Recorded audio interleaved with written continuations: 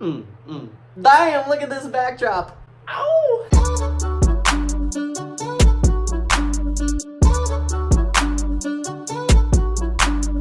What's up, you guys? My name is Sam and welcome back to my channel. I am female to male, transgender, 4 years on testosterone, 3 years post-op top surgery. Today we're going to be talking about the different ways to take testosterone. There are 4 different ways. I'm going to go through how to do all of them in a very basic way and then the pros and cons, so you can decide, if you're deciding to take testosterone, which way is the best for you and your lifestyle. Okay, let's get into it. First one is injections. This is done with needles. There is a way to do it intramuscularly and subcutaneously. If you don't know what those words mean, intramuscular means it's going into your muscle. You can typically do it into your thigh or your upper buttocks. Those are with a bit thicker and longer needles because it has to get in deeper. Same with subcutaneous. You can have different dosage amounts. But this way you have a much smaller needle. This is the way I do now. And if you're scared of needles, just like skip past this part. Very small needle. It is about this big. Look how tiny this little guy is. I don't know if you can even see it. It's like this big and super thin. It's another way to take testosterone. Again, with either one of these ways that you can administer it, it is typically given 1 to 4 times per month. Just depends on your dosage amount. The pros to this kind of way of giving yourself testosterone: it is the least expensive out of all of the options, offers the quickest and most efficient way to get the results that you are most likely wanting. So facial hair, body hair, voice drop, all of that good stuff, your menstrual cycle ending. You don't have to do it that often. I know like once a week or once a month sounds pretty often to you if you are scared of needles, but it's really not that bad. The cons for injections would be, if you're scared of needles, this is maybe not the best route for you. It can hurt. I've been doing injections my entire time taking testosterone. Intramuscular typically can hurt a little bit more than subcutaneous. Still, intramuscular doesn't hurt that bad. I was not traumatized. Sometimes you can just hit a nerve and it's not the most pleasant thing in the world, but it's bearable.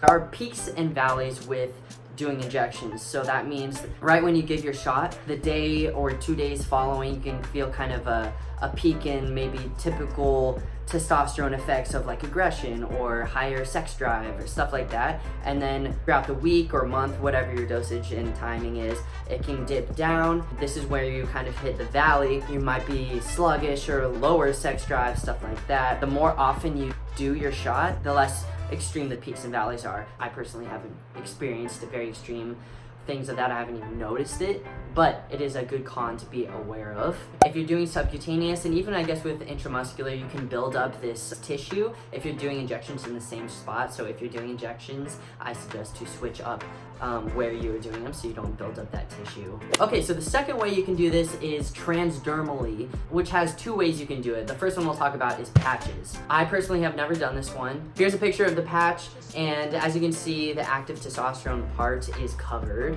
There's 2 big brand names with patches. The first one is Androderm, and the second one is Testoderm TTS. Do your research on those 2 and figure out which one is best for you. The way you do patches is you apply them every single day around the same time, and you're gonna apply either on the back, the abdomen, the upper arms, or the thighs. The pros: there's no needles, so if you're scared of needles, this might be a good route for you, so it's a little less scary. This way is easy to keep your levels stable because you are doing it every single day. So if you're gonna be taking testosterone more frequently, the peaks and valleys are way less. It's just as effective as injections with getting the results that you want, except for, and this is where we'll kind of go into the cons, is that it takes a little bit longer typically to stop your menstrual cycle and a little bit longer to start getting facial hair and body hair. So those are 2 specific results that you are really pumped about and excited. I would just keep that in mind, that it takes maybe just a little bit longer. It's definitely a bit more expensive.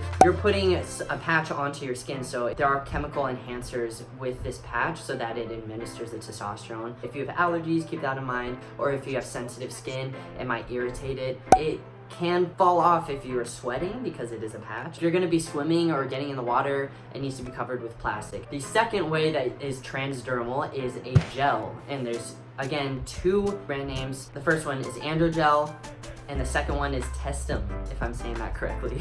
With gels, you're going to apply 1 to 2 times daily. Pros of gels are, once again, there's no needles, so if you're scared of needles, this might be good for you. Again, there's no peaks and valleys because you are putting it on every single day, so the peaks and valleys are going to be way less, and it'll just be easier to keep your levels steady.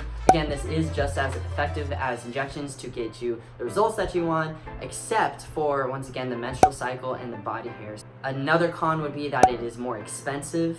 I think the biggest con with this one for people is that because it's a gel, it can transfer to other people with direct skin contact. So if you have a partner, you need to make sure it's covered up, or if you're anticipating direct skin to skin contact, you need to make sure you wash that with soap and water very, very well so it doesn't transfer to them, especially females that don't want testosterone.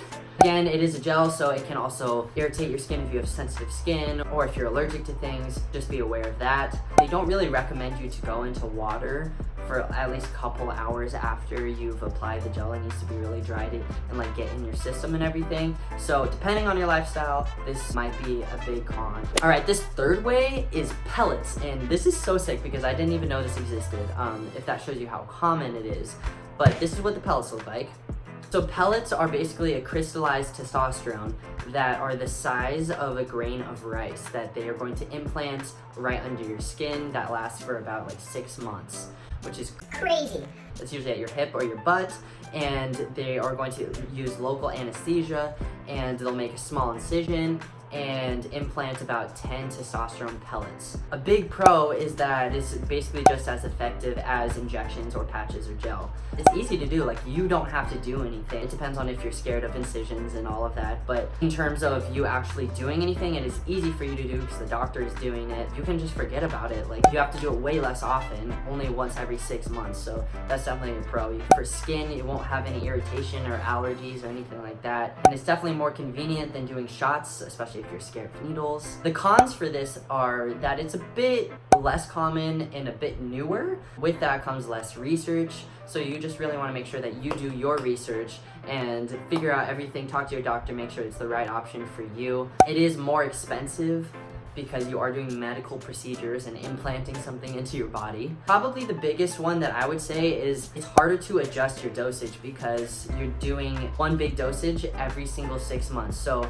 with like injections and gel and patches, if you need to change your dosage, you can just do it the next week or do it the next month and it'll adjust, right? But every 6 months, that's kind of a big deal. So if you need to immediately adjust it, you have to do another medical procedure to take it out, medical procedure to put it back in. This is kind of a big reason why doctors say to not start on pellets, because you want to figure out your dosage so that when you do go into pellets, if you want to, you already know what your dosage is and it can be safely administered. All right, and the fourth and final way to give yourself testosterone would be orally. It would be by pills. This is definitely not recommended, but we'll still go through it.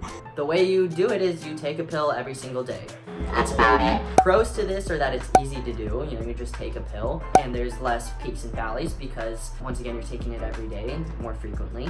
The cons, however, I think personally outweigh the pros, but you can decide for yourself. You don't want to mess with your liver. Taking a pill every single day is not good for your liver. There is one, I guess, outside of the US, it's called Andriol, and it goes through something else. You'll have to do the research. Another con would be that it is more expensive. It's not very effective in getting results. So pills are generally not recommended. I haven't heard of anyone using them. I'm not even positive that they're like available in the US. I could be wrong on that, but that shows you how uncommon it is for people to use it. I hope this helped you guys understand the differences between all of the different ways you can give yourself testosterone and the pros and the cons. Again, you decide for you and your lifestyle which is best for you. I'm not a medical professional.